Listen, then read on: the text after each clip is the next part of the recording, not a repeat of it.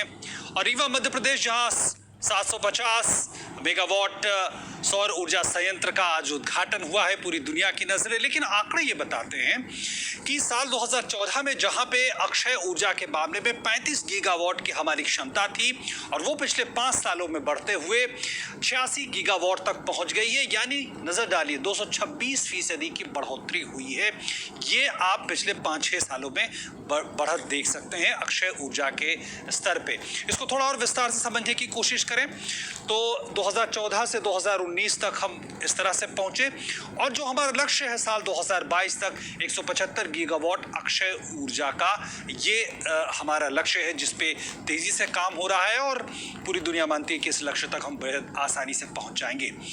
और साल 2022 तक जो अक्षय ऊर्जा का हमने लक्ष्य बनाया है 175 गीगावाट का, उसमें 100 गीगावाट की भागीदारी सौर ऊर्जा की होगी। यानी आप इसका मतलब समझ सकते हैं कि अक्षय ऊर्जा के पूरे सफर में सौर ऊर्जा कितनी बड़ी भूमिका निभाने वाला है, जो साल 2022 तक का हमारा लक्ष्य है। लेकिन एक बड़ी बात रहती है कि आम लोगों के लिए कितनी सुलभ होगी। कीमतों के लिहाज से अगर हम समझने की कोशिश करें तो आज लगभग ₹2.5 प्रति यूनिट तक ये सौर ऊर्जा अब उपलब्ध है।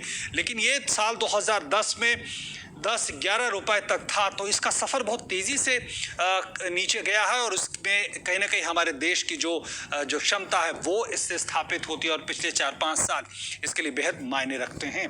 तो अब जो है आम लोगों के लिए ज़्यादा सुलभ है और उनकी पहुंच में है।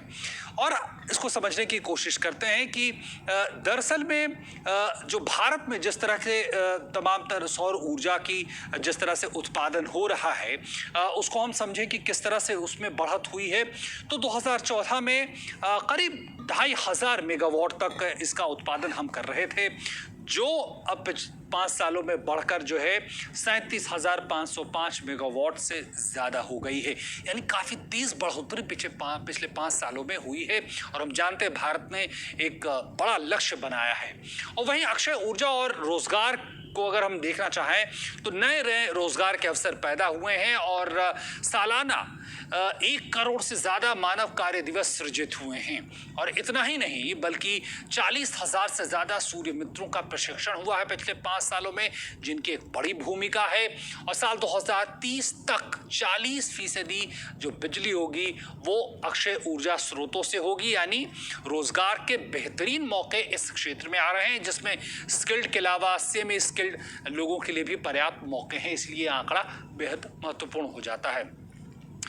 और इस पूरी परियोजना का लक्ष्य क्या है? लक्ष्य यही है कि जो जीवाश्म ईंधन है उसका जो है प्रयोग कम से कम किया जाए। सौर ऊर्जा की हम बात कर ले तो हम देख रहे हैं, जो आंकड़े हमें दिखा रहे हैं कि 6 सालों में 600 गुना की बढ़ोतरी हुई है इस मामले को लेकर। लेकिन और दूसरे आंकड़े क्या कहते हैं, ज़रा इस पे हम नज़र डालें तो जो एक लक्ष्य है जो मैं बताना चाह रहा था कि जो गैर जीवाश्म ईंधन के जरिए जो बिजली उत्पादन की जो क्षमता है उसमें किस तरह से बढ़ोतरी हुई है, तो ये आंकड़े भी बिल्कुल साफ तस्वीर सामने रखते हैं कि हम बड़ी तेजी से बढ़ रहे हैं। 40% तक पहुंचता हुआ ये आंकड़ा दिख रहा है, जहां हम जो फॉसिल फ्यूल है, जीवाश्म ईंधन है, उसका उपयोग न करके दूसरे स्रोतों के जरिए अक्षय ऊर्जा को प्राप्त कर रहे हैं।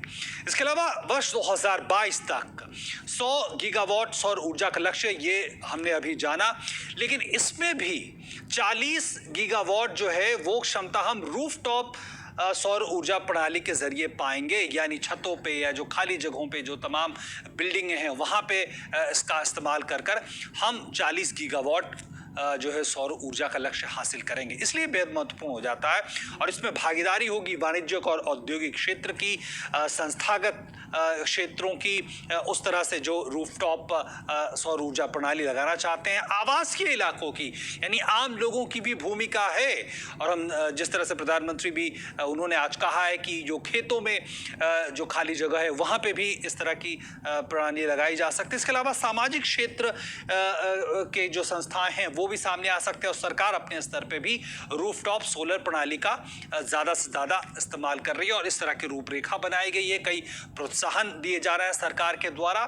इसके अलावा हर तरह के क्षेत्रों में, चाहे वो महानगरीय शहर हों, शहरी क्षेत्र हों, अर्ध शहरी क्षेत्र हों, ग्रामीण क्षेत्र हो, हर जगह पे जो रूफटॉप जो सोलर प्रणाली है उसके इस्तेमाल की बात कही गई है। और इसकी खास बात यह है कि वितरण ट्रांसफार्मरों और ग्रिड से ये जुड़ा होगा, यानी आम आदमी भी इसमें अपना निवेश कर अपनी कोशिशों के जरिए पैसे भी कमा सकता है और इसके लिए सरकार भी तमाम तकनीकी सहायता की सुविधाएं दे रही है, सलाह दे रही है। तो कई स्तरों पे काम हो रहा है और निश्चित तौर पर भारत अगर आज सौर ऊर्जा के मामले में एक आकर्षण का केंद्र है अक्षय ऊर्जा को लेकर, तो उसमें इन नीतियों की एक बड़ी भूमिका है। यहां पे रुकना एक छोटे से ब्रेक के लिए।